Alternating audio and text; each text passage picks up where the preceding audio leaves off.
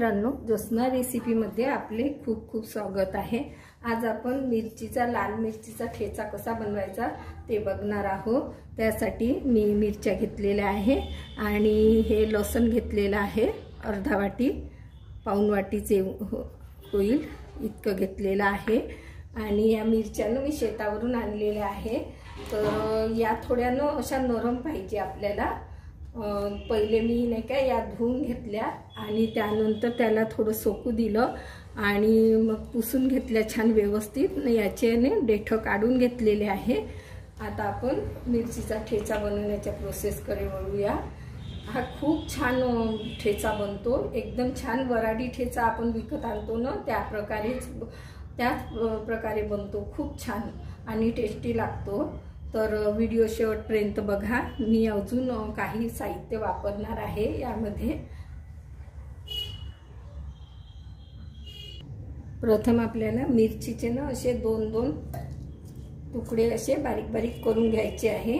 बारीक बारीक करा, नाही तर दोन दोन केले तरी चालतं, परंतु बारीक केले तर लवकर बारीक होतं हे। आणि ओबडधोबड असं वाटून घ्यायचं आहे, खूप बारीक करायचं नाही आहे। बघा, या प्रकारे तुकडे करून घेतले आहे। आता यातनं आपण लसूण घालूया आणि हे मिक्सरला छान ओबडधोबड असं वाटून घेऊया। बघा, या प्रकारे ओबडधोबड वाटून घ्यायचं आहे। मी छान वाटून घेतलेला आहे। आता पुढच्या प्रोसेसला वळूया। एका कढईत मी तेल गरम करून घेतलेलं आहे। तेल थोडं जास्तच घ्यायचं। आता मी अंदाजित मिरच्या घेतलेल्या होत्या, माझ्या शेतावरच्या आहे त्या। तर तेल आपल्या अंदाजाने घ्यायचं, थोडं तेल जास्तच पाहिजे, कारण की हा ठेचा ना वर्षभर टिकतो, वर्षभर राहतो। आता मी 1 चम्मच जिरं घालते। जिरं जास्तच टाकायचं, थोडं पोहे खायच्या चमच्याने घेतलेलं आहे। आणि मोहरी हे छान तळतळू द्यायची, खूप छान बनतो। मी दरवर्षी बनवत असते शेतावरून मिरच्या आल्या की। आता हे छान तडतडू द्यायचं। जिरा आणि मोहरी छान तडतडली आहे, तर आता आपण हे लसूण आणि मिरच्या वाटून घेतलेल्या आहे या टाकायच्या आहे। थोड्या हळूवारच टाकायचं, कारण की हातावर वाफ येते। गॅसची फ्लेम कमी करून द्यायची आणि मग छान ढवळून घ्यायचं। गॅसची फ्लेम आता कमीच ठेवायची आहे आपल्याला, खूप हाय याच्यावर करायचं नाही। आणि आता छान ह्या भाजून घ्यायच्या आहे अशा प्रकारे। कमीच गॅस ठेवून भाजायचा आहे।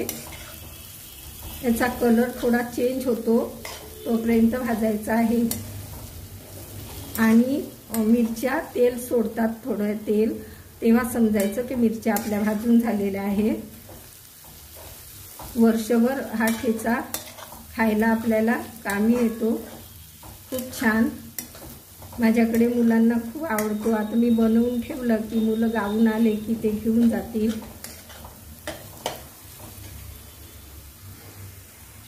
लक्षात ठेवा, मिश्रण सतत ढवळत राहायचं आहे, असं परतत राहायचं आहे, नाहीतर हे जळू शकतं। याप्रमाणे बघा, असं ढवळत राहायचं, सोडून द्यायचं नाही।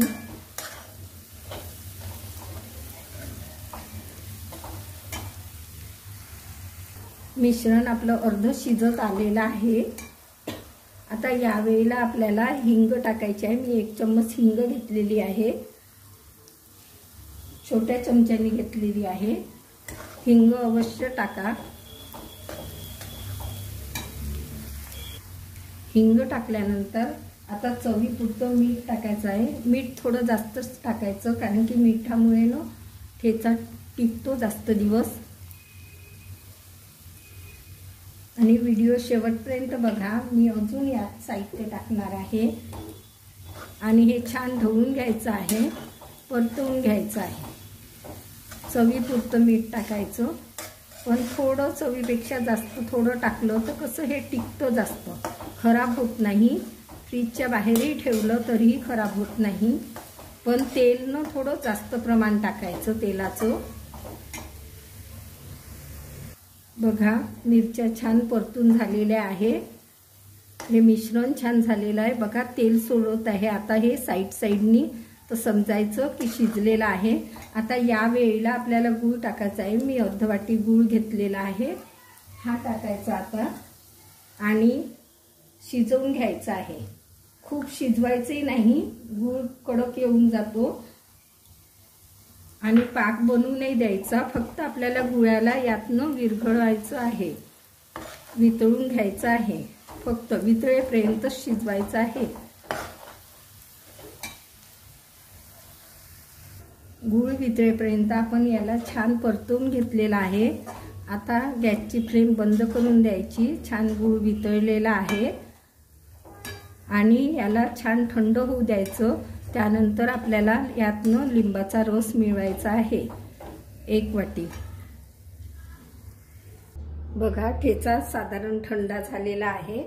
आता या वेळेला आपल्याला यात नाही का मी पाऊण वाटी लिंबाचा रस काढून घेतलेला आहे। तुम्ही एकही वाटी जास्त आंबट आवडत असेल तर 1 वाटी टाकू शकता, मी पाऊण वाटी काढलेला आहे। आता हा छान मिक्स करून घ्यायचा आहे, यातनं मिक्स करायचा, टाकून पूर्ण ढवळून घ्यायचं आणि छान ढवळून घ्यायचं आहे। आणि मग याला एका कोरड्या बरणीमध्ये भरून छान ठेवून द्यायचं, वर्षभर टिकतं। फ्रीजच्या बाहेरही राहिला तरी वर्षभर टिकतं आहे आणि गोड आंबट खूप छान लागतो हा ठेचा। मी असा बनवून ठेवत असते। हा बघा अजून बनवून ठेवलेला आहे मी एका बरणीमध्ये, खूप वर्षभर टिकत असते आणि मोठ्या बरणीतही बनवत असते मी जास्त प्रमाणात। हा खाण्यासाठी काढलेला आहे आणि एका मोठ्या बरणीतही बनवून ठेवलेला आहे। बघा खूप छान ठेचा तयार झालेला आहे हा।